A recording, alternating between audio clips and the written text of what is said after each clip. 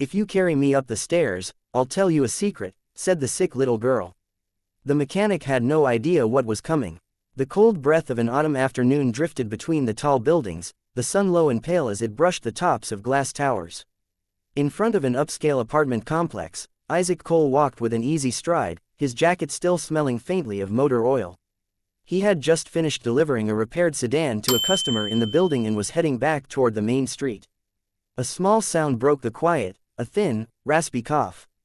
Isaac turned his head and saw her. A little girl sat hunched on the bottom step of the stone staircase, clutching a worn brown teddy bear to her chest. Her dark curls were tangled around her face, her skin pale against the deep pink of her sweater. Each breath labored. There was a faint hospital band still circling her tiny wrist, the kind he remembered from his own sister's long stays years ago. He slowed, crouching so his eyes were level with hers. "Hey, you okay, kiddo?" His voice was gentle but steady. The girl lifted her gaze, eyes wide and bright despite the fatigue clouding them. "I'm just really tired. Mommy's upstairs, but I can't." Her voice broke into a cough before she could finish, her small shoulders trembling with the effort. She took a shallow breath, the kind that seemed to take all her strength, and leaned slightly toward him. "If you carry me up the stairs," she whispered, her voice scratchy, "I'll tell you a secret." Isaac hesitated only a heartbeat before sliding one arm under her legs and the other behind her back. She was so light it startled him, like lifting a bundle of hollow bones. As he carried her, he noticed the pale blue sticker on her teddy bear marked with a hospital logo and the words Pediatric Oncology. The quiet realization struck him. This little girl was fighting something much bigger than her size. Halfway to the landing, she rested her cheek against his shoulder, her voice barely more than a breath. "My mom is lonely. Can you take care of her when I'm gone?" He froze for half a second, the words landing heavier than anything he had heard in years. But when he looked down, her eyes were closed, a faint, tired smile on her lips. He kept walking. At the top floor, he shifted her weight gently in his arms as the door before them opened. A young woman with golden hair stood framed in the doorway, a thin blouse hanging loose over tailored slacks. Her expression froze when she saw her daughter in the arms of a stranger. "What's going on? Who are you?" Her tone was sharp, but the concern underneath was unmistakable. "She was sitting downstairs," Isaac replied evenly. "She asked me to bring her up." The woman, Diane, stepped forward quickly, taking the girl into her arms and pressing her hand to the child's forehead. "Thank you," she said, though her voice still held a guarded edge. Before the door could close, the little girl stirred, looking at her mother. "Mommy, this is Isaac. He's nice." Diane blinked, but said nothing more. Isaac turned toward the stairwell, the door clicking shut behind him. As he descended, the sight of that hospital band and the words she had whispered stayed with him, deep and unshakable. The morning air carried the crispness of early autumn, the kind that hinted at colder days ahead. Diane hardly stepped out of the apartment building's lobby, holding Wyla's hand. The little girl's steps slow but steady as they made their way toward the front drive. A car was due any moment to take them to the hospital for another round of tests. As they stepped into the courtyard, Laya's head suddenly lifted, her dark curls bouncing as she spotted someone near the curb. "Isaac," she called out, her small voice bright with recognition. Diane's brows lifted in surprise. She followed her daughter's gaze to see the man from the day before crouched beside the hood of a dark SUV, tools spread neatly on a cloth.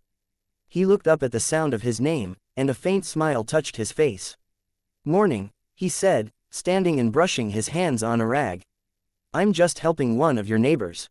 Small world, I guess." Diane nodded politely, her expression composed, though she could feel Laya tugging at her hand. "I did not realize you worked around here," she said, her voice even. "Just passing through," Isaac replied. "I take jobs wherever I am needed." Before Diane could guide her daughter toward the waiting car, Laya slipped her small hand from her mother's and took hold of Isaac's instead, her fingers curling trustingly around his. She leaned closer, her voice low enough that only he could hear. "I haven't told you the whole secret yet." Isaac glanced down at her, one brow lifting slightly. "No." From a step away, Diane caught the movement of their heads together. "What secret?" she asked, tilting her head at her daughter. Wa only smiled, the kind of small knowing smile that children wear when they feel they have something important to guard.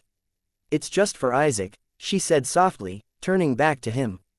Diane opened her mouth to insist, but the arrival of their ride cut her off. The driver stepped out to hold the door, and Diane gave Laya a gentle nudge forward. "Come on, sweetheart, we are going to be late." They all moved toward the car. Diane paused to sign the transport form. The clipboard balanced against the driver's arm. Isaac, without hesitation, lifted Laya into his arms so she would not have to step up into the vehicle. Her small hands held on to the front of his jacket, and she leaned in to speak in that same confidential tone. "Mommy works too much," Laya whispered. "Even when she is home, she is always on the phone or her computer. She does not laugh very much. I think she is lonely. Even if she says she is fine." Isaac looked at her, the seriousness in her eyes far older than her 4 years. "That is a big thing to notice," he said quietly. "I just want her to be happy," Laya murmured, then rested her head briefly on his shoulder. Diane returned the clipboard to the driver and turned to see Isaac still holding her daughter, his posture careful, protective. She took a step closer, holding out her arms. "I can take her now." But before he let go, Isaac reached into the breast pocket of his work jacket and pulled out a small glossy sticker in the shape of a red heart.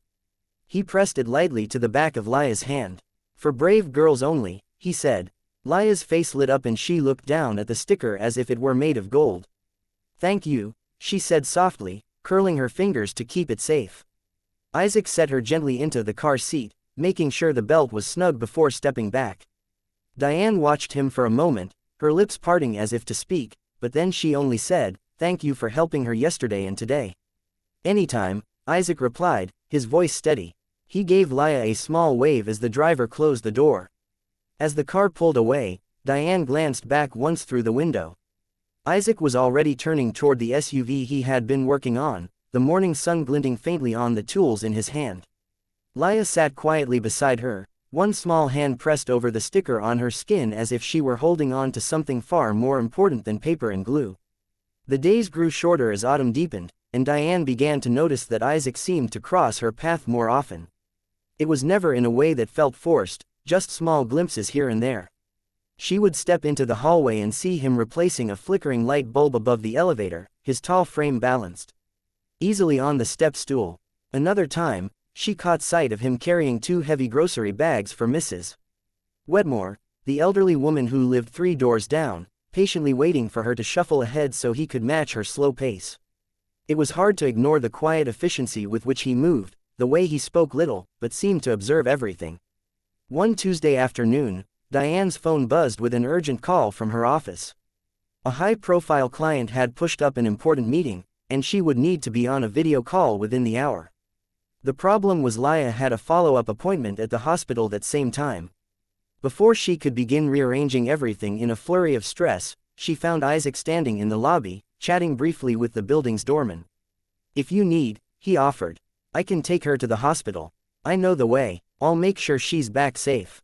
Diane hesitated. "I cannot just only if you are comfortable," he said, cutting off her objection with calm assurance. "She knows me. I will text you when we get there." Laya, already clutching her teddy bear, looked up at her mother with a hopeful expression. "Please, Mommy." Against her instincts, Diane agreed. 2 hours later, after her meeting ended, Diane hurried to the hospital. As she passed through the glass doors of the pediatric wing, she caught sight of them before they saw her. Isaac sat in one of the brightly colored chairs, leaning forward with his elbows on his knees. Laya sat across from him, eyes wide and sparkling despite the bandage on her arm. He was in the middle of telling her something. Diane could not hear the words, but she could see the way Laya's laughter spilled out in soft bursts. Her shoulders shaking, the tension in her small body momentarily gone. Diane stood there for a moment longer than she intended, watching the scene through the pane of glass. It was the first time in weeks she had seen her daughter smile like that without forcing it. Later that week, Diane returned home from the office to find a small cardboard box resting neatly just inside her apartment door. Inside was a basic tool kit, screwdriver, wrench, pliers, all neatly arranged with a folded piece of paper on top in case something breaks. She stood there holding the note for a long moment, unsure what to make of it.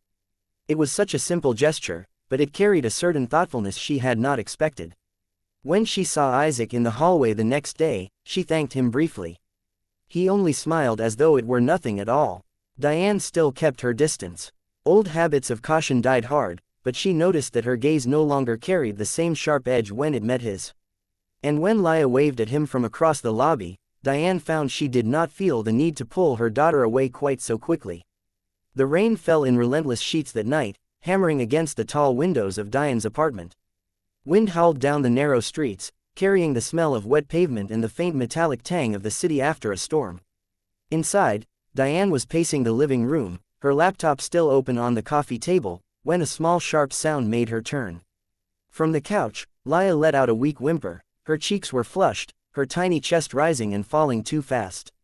Diane rushed to her side, pressing a hand to her forehead, and felt the alarming heat beneath her palm. "Lila, sweetheart, can you hear me?" The girl stirred but did not answer. Her breaths coming shallow and ragged. Panic surged through Diane. She grabbed her phone and dialed emergency services. The operator's voice was calm, but when Diane gave the address, the reply was grim. Several streets were flooded from the storm and traffic was at a standstill. It could be 40 minutes before an ambulance could reach them. 40 minutes was too long. Without thinking, she scrolled to Isaac's number. Her fingers trembled as she typed. "She's burning up, can't breathe right, no ambulance yet, please help." The reply came almost instantly. "On my way." 7 minutes later, a sharp knock rattled the door. Isaac stood there, rain dripping from his hair, his jacket soaked through. "Let's go," he said, already stepping inside. He lifted Leela into his arms, wrapping her in a blanket. Diane had grabbed from the couch and they hurried down the stairwell. His truck was parked illegally by the curb, engine running, headlights cutting through the sheets of rain. Diane climbed into the passenger seat while Isaac gently settled Laya in the back, securing her with one hand while the other shielded her head from the rain. The drive was tense and silent, except for the roar of water under the tires. Isaac's jaw was set, his eyes fixed on the slick road ahead. But once he reached a clear stretch, he pressed harder on the gas. Within minutes, they were pulling under the bright overhang of the hospital's emergency entrance. Inside, nurses whisked Laya away almost as soon as Diane stepped through the doors. Diane followed until she was stopped outside a curtained room. Left with nothing to do but wait, she sank into a stiff chair in the waiting area. Her hands clasped so tightly her knuckles were white. A moment later, Isaac sat down beside her. He did not speak, did not try to fill the air with empty reassurances. Instead, he simply rested a warm, steady hand on her shoulder. She felt the weight of it, the grounding presence, and only then realized she was shivering. Without a word, he shrugged off his own damp jacket and draped it over her. The minutes crawled by, measured only by the distant sounds of footsteps and the murmur of voices behind closed doors. Diane kept her eyes on the tiled floor, but her mind replayed every moment of the evening in sharp detail. The way Laya's breathing had rattled, the heat in her skin, the helplessness that had closed in around her like a fist. Finally, a nurse appeared, her expression calm. "She's stable now, the fever is down, and her breathing is improving. You can see her in a few minutes." Diane's shoulders sagged, the tension spilling out of her in one long exhale. She turned to Isaac, her voice low but steady. "Thank you for coming so fast, for being here." His eyes softened, though his reply was simple. "You do not need to thank me." But as they sat there in the dimly lit waiting room, the storm still raging beyond the glass doors, Diane knew she would remember this night, not just for the fear it had held, but for the quiet, unshakable way he had been there when she needed someone most. The morning was clear and cool, sunlight spilling over the rows of cars parked outside the small garage. Diane pulled up at the curb, a cardboard box on the passenger seat beside her. Inside were still warm pastries from a bakery downtown and 2 tall cups of coffee. She had told herself it was a simple gesture, a thank you for the night Isaac had driven through the storm. But she knew it was more than that. When she stepped inside, the air was thick with the scent of oil and metal. Isaac was under the hood of a pickup, sleeves rolled to his elbows, a streak of grease across one forearm. He looked up, surprise flickering briefly in his eyes before he wiped his hands on a rag. "Morning," she said, holding out the box. "I thought you might need a break." He gave a small smile, accepting it with a nod. "You did not have to do this." "Maybe not," she replied. "But I wanted to." While he carried the box toward the small office at the back of the garage, Diane followed. The door was open and she caught sight of a few personal things scattered among the ledgers and invoices, a coffee mug with a chipped rim, an old brass clock, and on the wall a framed photograph. It showed a younger Isaac in military fatigues kneeling beside a girl of about 8 or 9. She had dark curls, a gap-toothed smile, and eyes that seemed to shine even through the glass of the frame. Diane stopped, her gaze lingering on the photo. "She looks a little like Laya," she said softly. Isaac paused with a cup of coffee in his hand, following her eyes. The silence stretched for a moment before he spoke. "That's my sister, Emily." His voice was quieter than usual, almost reverent. "She died when she was 10. Leukemia." Diane turned toward him, unsure what to say. "I was stationed overseas when she got worse," he went on, setting the coffee down without drinking it. "By the time they told me how bad it was, I couldn't get back in time.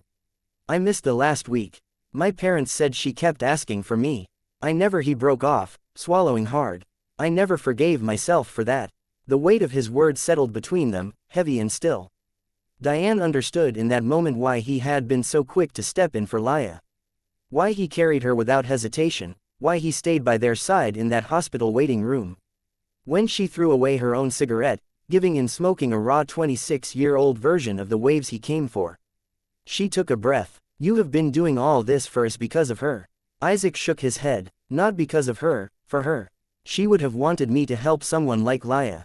He crossed the room, opened a drawer, and pulled out a small, well-worn book. The cover was faded, the spine taped in places, but the gold lettering of the title still caught the light. "The Little Prince." "This was Emily's favorite," he said, holding it out. "I kept it all these years. Figured maybe Laya could use a few stories to make the nights easier." Diane took the book carefully, feeling the softness of its worn edges, the history pressed into each page. "Are you sure?" "I am," he said simply. That evening, when Diane read to Laya from the book, the little girl listened with her head resting on her mother's arm, smiling at the simple drawings and whimsical lines. When the chapter ended, she hugged the book to her chest. "I like this one," she murmured. "It feels warm." Diane smoothed her hair, her eyes drawn to the heart-shaped sticker still faintly clinging to the back of her daughter's hand, and thought of the man who had given them both something they had not realized they needed. The rain had passed, leaving the streets glistening, as if the whole city had been scrubbed clean. The air was cold enough to bite, carrying the faint smell of wet concrete. Diane sat stiffly in the pediatric oncologist's office, the hum of the fluorescent lights above pressing in on her ears. Her hands were locked together in her lap, her knuckles pale as Dr. Patel slid a thick folder across the desk toward her. The folder was heavy with lab results and progress notes, pages printed with graphs, red flag numbers, and long streams of medical terminology. But when the doctor finally spoke, his words stripped away all the formal distance. "The latest results show a rapid progression," he said gently, his voice carrying the weight of experience and sympathy. "Layla's counts have dropped significantly. We need to proceed with a bone marrow transplant as soon as possible." Without it, his voice faded, not because he had nothing more to say, but because the silence could tell the truth more clearly than words. Diane's throat felt tight as though she had swallowed a stone. "What are her chances?" she asked, her voice barely audible. "If we find a compatible donor quickly," he said. "They are good, but time is critical." Her ears rang, the world around her blurring. By the time she stepped out of the hospital into the night air, the sun had long vanished, and the glow of city lights smeared across her vision through the tears she had not let fall inside. She walked to her car as though through water, her body moving on habit alone. That night, long after she had tucked Laya into bed, Diane lay staring at the ceiling. The soft horror of the heating system filled the room, but it couldn't drown out the racing thoughts. Every worst-case scenario came to life behind her eyes, hospital corridors stretching endlessly, a bed that stayed too still, the quiet weight of a room with no child's voice in it. She turned over again and again, but sleep refused her. When she did drift off, she woke in a panic, heart pounding, unsure if she had been dreaming or falling. The next few days unfolded in a haze. She moved through work meetings without hearing the words, packed lunchboxes without tasting the food, sat beside Laya at the hospital while her mind spiraled elsewhere. She read bedtime stories without remembering the endings. What she did not know was that while she was fraying at the edges, Isaac was making his own quiet push against the clock. After closing the garage each night, he stayed in the small, cramped office at the back. The hum of an old desktop computer kept him company as he searched through bone marrow donor registries. He sent emails to contacts he had not spoken to in years, nurses who had been there during his sister's treatment, coordinators at veterans' hospitals, even strangers on online forums for transplant support. He left voicemails, filled out forms, and kept a growing list of possible matches, chasing every thread, no matter how thin. When Diane asked how he was, he always gave the same answer, just keeping busy without telling her what that really meant. One late afternoon, Laya was waiting in the apartment lobby, her legs dangling from a chair while Diane spoke with the concierge. Isaac walked in, spotted her, and crossed the tiled floor. He crouched so they were face to face. "Hey, brave girl," he said, giving her a small smile. She smiled back faintly, clutching her teddy bear to her chest. "I heard Mommy talking to the doctor. She thinks I did not hear, but I did."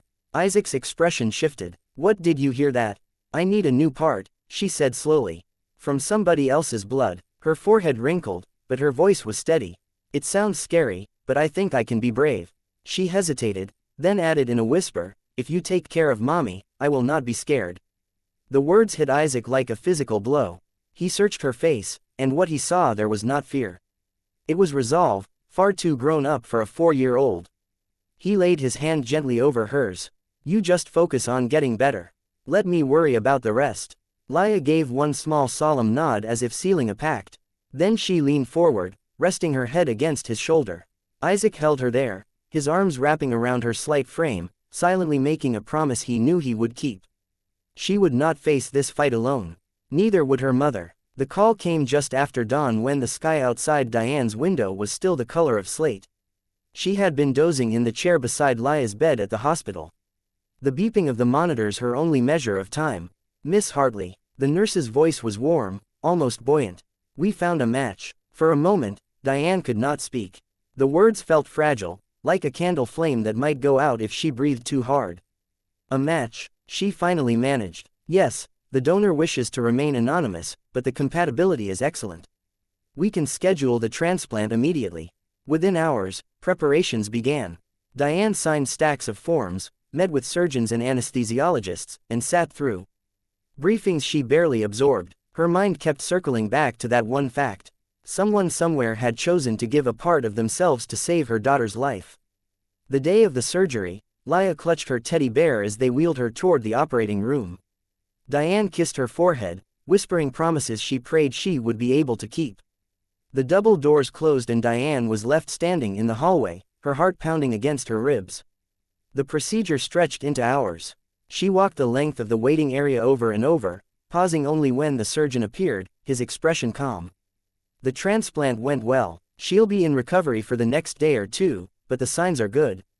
Relief left her dizzy. She wanted to thank the donor to look them in the eye, but no information was available. Anonymous, they'd said. Diane accepted it, but the mystery lodged itself in her thoughts. That night, she noticed something strange. Isaac did not show up. He had been at the hospital nearly every day for weeks, bringing Laya snacks, reading her stories, making her laugh. But now, when she needed to share this news, he was nowhere to be found. The next day, still no word. The third day, she called his number, but it went straight to voicemail. Worry settled in her stomach, heavy and insistent. On the fourth day, she decided to find him. She drove to the garage, the one she had visited before, with coffee and pastries. It was quieter than usual, the smell of oil and gasoline muted. She found him in the back office, sitting at the small desk with his left arm in a sling. "What happened?" she asked, stepping inside. He looked up startled. Then he gave a faint, almost sheepish smile. "I guess they told you about the donor." Realization hit her like a jolt. "It was you." He shrugged slightly. "I promised Laya I'd do whatever I could." Diane stared at him, the truth settling over her. You went through the surgery and you didn't tell me." "It was not about me," he said simply. "It was about her, about giving her a chance." Her throat tightened, and for a moment she could only stand there, seeing him in a new light, not just as the man who had carried her daughter up the stairs, or the man who had driven through the storm, but as someone who had quietly risked his own health without expectation of thanks. When Laya woke 2 days later, the first thing she did was reach for her mother's hand. Her cheeks still held a hint of power, but her eyes were brighter than they had been in months. "Hey, sweetheart," Diane whispered, leaning close. Ya squeezed her fingers weakly, then smiled. "See, now you have both of us." Diane blinked, her vision blurring. "Both of us, B and Isaac," Laya murmured, her voice sleepy but certain. Diane kissed her forehead, holding on to her daughter's hand as if she might never let go. For the first time in weeks, the fear that had been wrapped around her heart began to loosen. Somewhere deep down, she knew that what Leah had said was true. Not just in the way the little girl meant it, but in a way that went beyond words. Isaac had kept his promise, and somehow, without her realizing it, he had become part of their family. The apartment was alive with the soft hum of conversation and bursts of laughter. Colorful balloons bobbed in the air and the scent of vanilla frosting mingled with the faint sweetness of fresh flowers arranged along the dining table. It had been exactly 1 month since the transplant, and Leah's cheeks had regained their FTH birthday, a milestone Diane had once feared she might never see.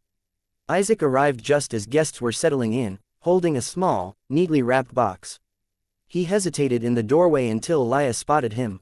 "Isaac," she squealed, hurrying over in a pink dress dotted with tiny stars. She wrapped her arms around his waist before pulling him toward the center of the room. When they reached down, Leah beamed up at her. "This is the man I told you about, Mommy," she announced for everyone to hear. "The one who can take care of you." The room went quiet for half a beat, and Diane felt the warmth rush to her face. She glanced at Isaac, expecting him to look embarrassed, but his eyes held only calm steadiness. Slowly, she knelt to Leah's level and brushed a curl from her daughter's forehead. "Yes, sweetheart, I know." She rose and met Isaac's gaze. Her voice softer now, meant for him alone. "Thank you, not just for saving her life, but for giving her hope. For giving me hope. You opened a door I thought was locked forever." He started to speak, but the birthday candles were being lit, and Leah was already bouncing on her toes in anticipation. Friends and family gathered around the cake, singing in cheerful voices while the candles flickered in the dimmed light. As the song ended, Diane leaned toward him, her shoulder brushing his. "You already are part of our family," she whispered, her words almost lost in the rustle of applause after Leah blew out the candles. The rest of the evening was a blur of clinking glasses, shared stories, and small bursts of Leah's laughter. Isaac stayed close without intruding, helping clear plates, tying stray balloons back to chairs, and even kneeling to fix the wheel on a doll stroller one of the children had brought. Every small action carried the same quiet care he had shown from the beginning. Later, when the guests had gone and the apartment was still again, Diane stepped out onto the balcony. The city stretched before them, its skyline glittering in the crisp night air. Isaac joined her, his jacket unbuttoned, the night breeze ruffling his hair. Leah appeared a moment later, climbing up onto the low bench between them. She looped her arms around both their waists, pulling them closer. "See," she said, with the simple certainty only a child could carry. "We fit." Diane smiled, her hand resting lightly on Isaac's arm. He looked down at Leah, then at Diane, and for a moment no one spoke. The lights of the city twinkled like distant stars, and the air was filled with a quiet sense of something mended. There on that balcony, with their arms wrapped around each other, they stood as three people bound not by blood alone, but by choice, by love, and by the healing that comes when hearts are willing to open again. And so what began with a tired little girl on a set of stairs became a story of quiet bravery, second chances, and the kind of love that heals more than one heart. Diane found more than someone to stand beside her. She found a partner who had already been walking toward her life without either of them realizing it. Isaac gained the family he never thought he would have again. And Leah, well, Leah got her wish. If this story touched your heart, imagine how many more moments like this are out there waiting to be told. Subscribe to Soul-Stirring Stories and join us for more tales that remind us of the resilience of the human spirit, the bonds we create, and the love that can change everything. Because sometimes the smallest voices carry the biggest truths and the most beautiful beginnings.